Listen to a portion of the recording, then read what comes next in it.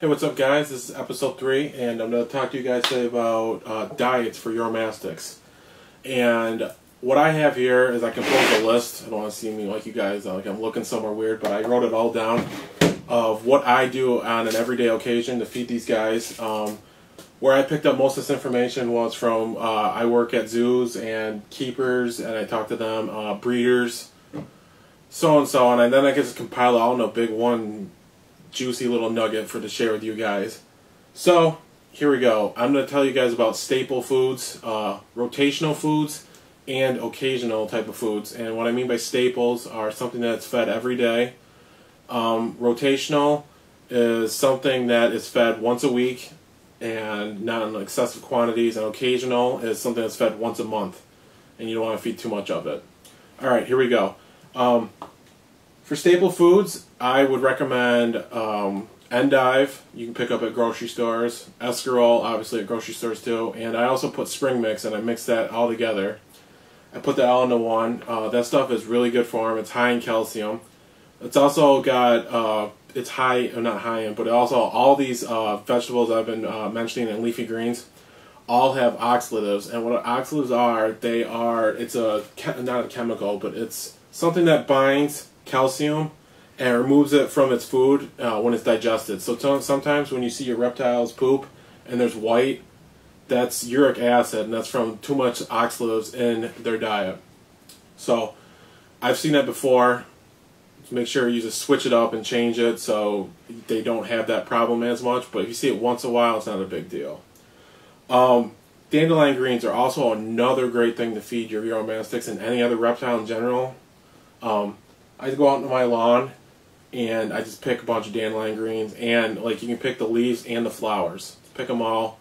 Make sure you don't give too much because it could cause a big problem if you use a lot of dandelion greens fed all at once. But I mean, if you put some in there, it's not a big deal. But it's very good for them. They're also high in calcium. Really good. It's simple and it's free. You can just go to your lawn. But I want to also note on dandelion greens too, if you pick anything from your lawn, make sure you haven't sprayed pesticides in the last, I don't know, 2 years, because even if you have within the year, it could possibly still be in the roots or the leaves, and if ingested, it could be deadly. So, just a little note on that. Also, prickly pear cactus pads, I don't know if you guys know what that is. It's really, really good stuff for them. It's high in fiber, and there's good calcium in it. Also, a note on that too is don't feed in excessive amounts. It'll cause diarrhea, loose bowels, and such. So that's just something you shouldn't. It's good for them, just don't feed in excessive amounts, basically. But I consider that a staple. I just don't put lots of amounts in it. Another good food for them, I would say, like squashes. It would be butternut, and I think it's called Hubbard squash. And they're high in fiber and high in vitamin A, which is really good for them. I feed that. I wouldn't say on a regular basis, but it's put in there when I have it. I mean, it's good for them. But I usually, mostly summertime, I usually just go with dandelion greens, and I buy some spring mix and some escarole and endive. It basically makes up most of their diet. Rotational type of foods. This stuff should be fed once a week or so. Collard greens, radicchio, bok choy, shredded carrots. I see a lot of people and other videos, people put tons of carrots on there. My own personal opinion and what I've seen, I don't, because I see if you put a lot of carrots on there, it could cause some other health issues with their kidneys and such. I do it once a week, maybe once every 2 weeks, shred some carrots on there. That's my own personal opinion. Zucchinis once a week, sometimes I put in there. It's high in phosphorus though. You know what, things that are too high in phosphorus because that could cause issues too. Occasional type of foods, I see a lot of people use green beans and green peas. Yeah, I do that about once a month. I put some peas on there, mustard greens, turnips.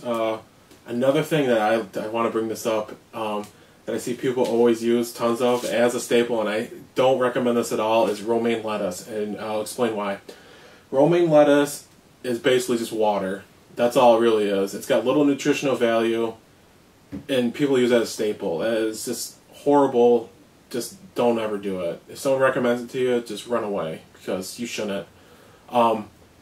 You can obviously use it in, like, if you have other things to go with it. Just don't make it as your main thing. I mean, if it's in there with it and it's got other stuff that's good for them, like the endive, escarole, the spring mix, I don't see a big problem with it. Just don't make it as the main thing. That's the problem I see. Also, if you guys have any flowers around your house, like as pansies, violets, dandelions, obviously I mentioned before, their flowers are good. Rose petals and hibiscus flowers. I keep it back in my house. I have hibiscus flowers, and they love them. I just pluck all the flowers off when they're about to wilt, and they eat them. They're delicious. They're really good for them. Rose petals, too. You can feed them that, too. Pansies, not the people, the actual flower. They're good for them, too. Hibiscus flowers is what I grow, what I keep lots of. They're super easy to keep, and they come back every year. That's the best thing. I plant them, they come back every year. That's what I do for flowers. Oh, and on another side note, I've seen some people that freeze like leafy greens. The problem with that is, I know you're probably trying to save money if you buy in massive quantities, which I've done before, and I've learned my lesson from it. And the thing with freezing big leafy greens is there is a vitamin, or some sort of, I think it's a vitamin. It's called thiamine. It's a vitamin B1.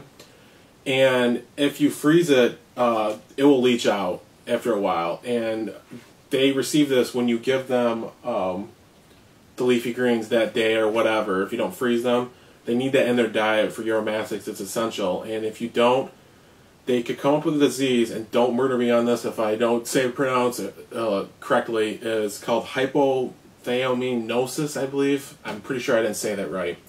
But that disease basically is similar to like metabolic bone disease, the symptoms, because the Uromastyx will start twitching and have tremors, and it could possibly lead to metabolic bone disease. So make sure you don't freeze your leafy greens. It's not a good idea. So if you're trying to save money, don't do it that way. Just buy food whenever you need it. Alright, I hope this was helpful for diets and such. If there's something you want to add to it, if you guys see something else I forgot to say, definitely send me a message, but I think I covered most of it, and stay tuned for my next episode.